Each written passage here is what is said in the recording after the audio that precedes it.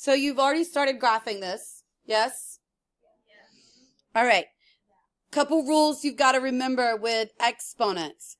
Negative exponents make positive fractions. So this is the rule you can write down. X to the negative n power is 1 over x to the n. So here in this example, we have y, or f of x, equals 2 to the x power. If we use an x value of negative 2, which is the first value here in our table, 2 to the negative 2 is equal to 1 over 2 squared, which is equal to 1 over 4. So we have an output of 1/4 when the input is negative 2. 2 to the negative 1 is equal to 1 over 2 to the first, and 2 to the first is just 2, so 1/2. The next rule that we come to that you should know is any number x to the 0 power is 1. So 2 to the 0 is 1. So I know that rule, but I don't get how it works.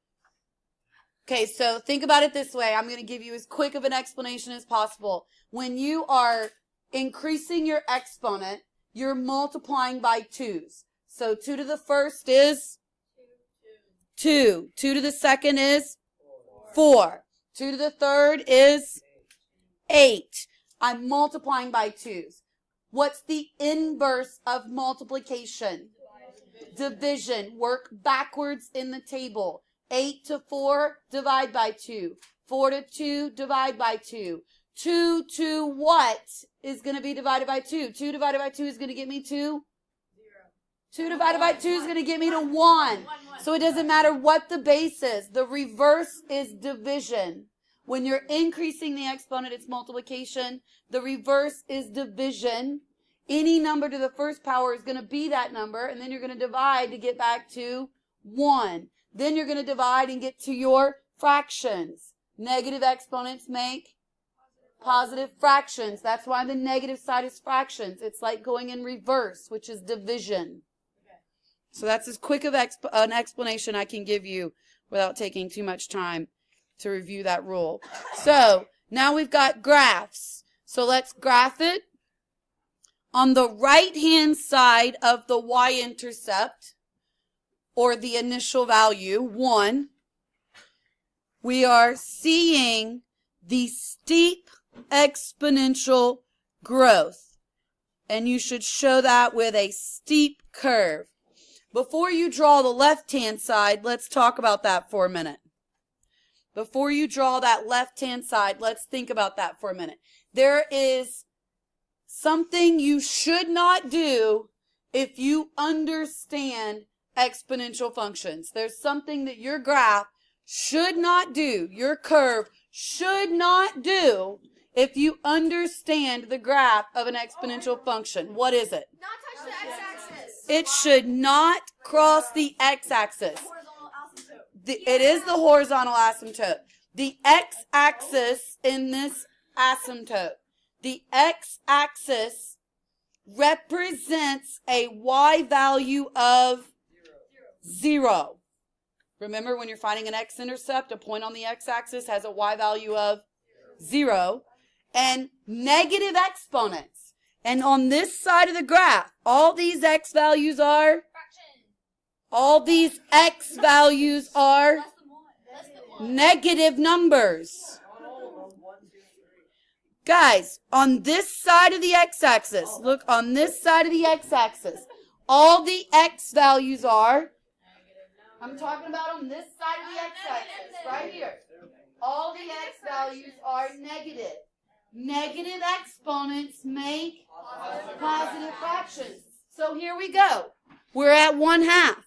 We're at 1/4, 1/8, 1/16, 1/32, 1/64, 1/128, 1/256, 1/512, 1 out of 1,024.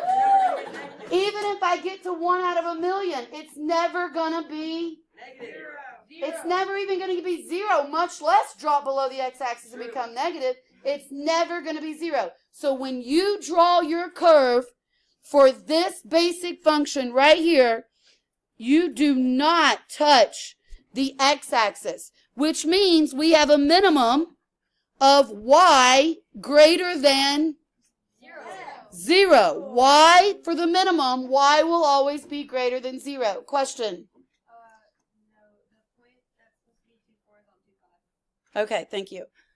Question? It can't start at 0, 0 because anything to the 0 power is 1. Oh, I get it. Now, I lie. Could it go through 0, 0? No. Yes. Now, because if it's decreasing value. Just kidding. Think about your transformations, John. Think about your transformations, Spencer. You could have a C value in there, plus or minus something. So if the C value was -1, then it would be shifted. We technically call it a K value with our transformations, right? AH and K. AH and K doesn't go away.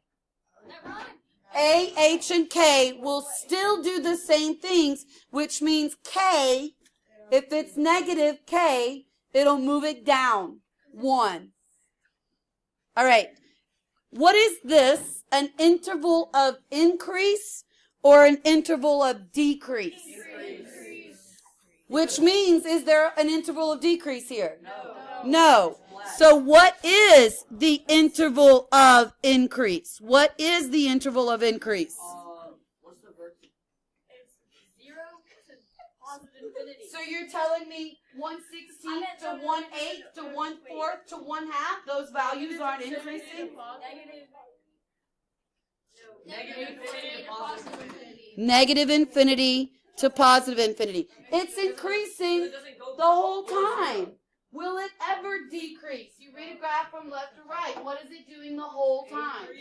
Increasing. So you would put none for interval of decrease, which is why this graph represents exponential growth, not exponential decay. Exponential growth is when you are increasing. Your values are being multiplied by 2. In this example, when do you think you would have exponential growth? Whenever it's being multiplied by an A exponent. value higher than 1. The base. Whenever the base value is greater than 1. Can I ever have a base of 1? Yes, of course. Yes. It'll just be a straight line. So would it be an exponential function if I have a base of 1? No. It would be a straight line. You can have 1 to the power of 1, to the power of 2, to the power of 3, but it all just means y is 1. 1 to any power is 1. So if y is always 1, it would be a horizontal line. So when we're talking about exponential functions, we talk about b, the base, and its growth if you're multiplying by anything greater than 1. All right? The growth, now we're going to talk about 2 different things. Here's where it starts to get a little bit more confusing. We have a growth factor,